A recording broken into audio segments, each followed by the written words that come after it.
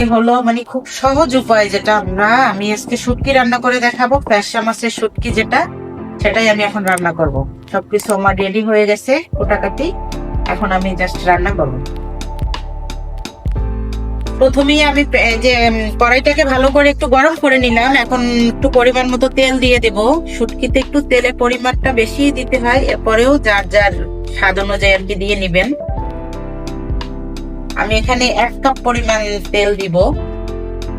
তেলটা আমার মোটামুটি গরম হয়ে গেছে। এখন আমি পেঁয়াজ দিব প্রায় 2 কাপ পরিমাণ, কারণ পেঁয়াজে একটু শুটকিতে পেঁয়াজ না হলে আসলে ভালো লাগে না খেতে।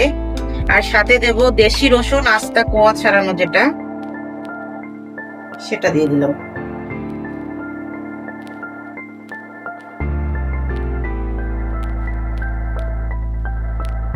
এখন এ পর্যায়ে পেঁয়াজটাকে ভেজে হালকা একটু সফট করে নিব। এ পর্যায়ে দেখতে পাচ্ছেন যে পেঁয়াজটা কিন্তু সফট হয়ে আসছে অনেকটাই। এখন আমি দিয়ে দিব 2টা তেজপাতা আর 1 টুকরো দিয়ে দেব দারুচিনি।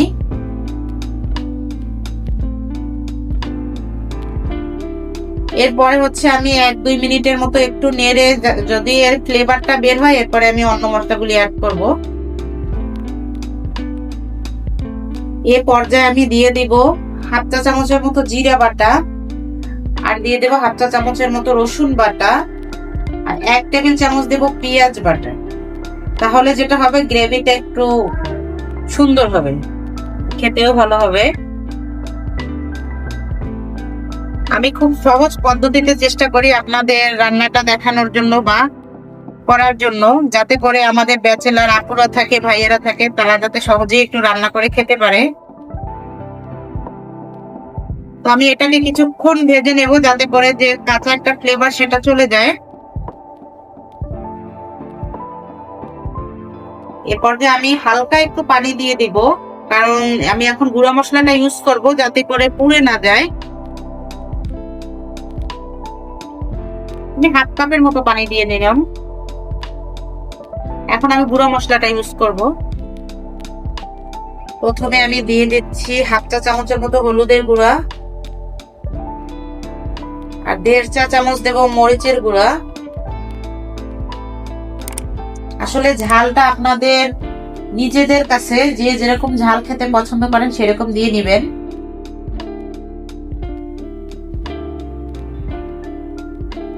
স্বাদ মতো দিয়ে দেব লবণ। এখন মশলাটাকে আমি ভালো করে কষিয়ে নেব। আসলে রান্নার স্বাদটা ডিপেন্ড করে কষানোর উপরে, তরি তরকারি যেটাই হোক। আপনি যত বেশি ভালো কষাতে পারবেন, আপনার স্বাদ ততই বেশি আসবে। দেখতে পাচ্ছেন যে খুব সুন্দর একটা গ্রেভি হয়েছে।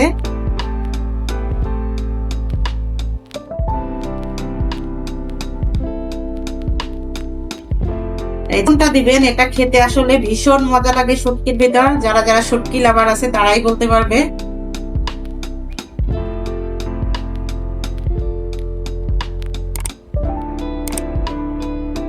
আমার মশলাটা আসলে অলরেডি কষানো শেষ, দেখতেই পাচ্ছেন যে তেলটা উপরে ভেসে উঠেছে। এখন আমি শুটকিটা ধুয়ে রেখেছি, এটা দিয়ে দিচ্ছি। দেখেন শুটকিগুলো একদম রূপার মতো চকচক করতেছে।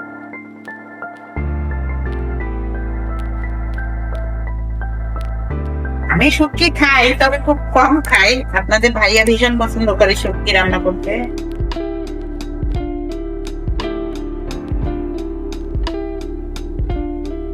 এখন আমি ভালো করে একটু সবকিছু মিশিয়ে নিব।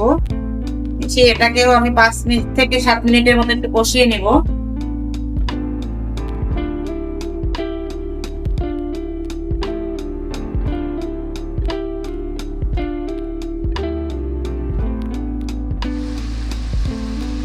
আমি প্রায় 7 মিনিটের মধ্যে এটাকে কষিয়ে নিলাম। এখন আমি আরো একটু 1/2 কাপের মতো আমি পানি দিব। পানি দিয়ে আরো 5 মিনিট আমি কষিয়ে নেব। আসলে কষানো যত যাবে শুটকি, ততই আসলে খেতে মজা হবে।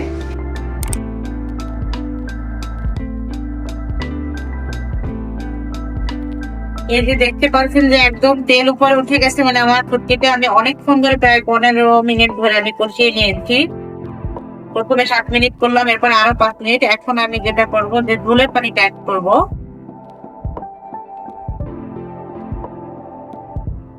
আমি এখন ঝোলের পানিটা অ্যাড করে দিচ্ছি। শুটকি যেহেতু কষানো হয়েছে, সেদ্ধ হয়ে গেছে অনেকটাই,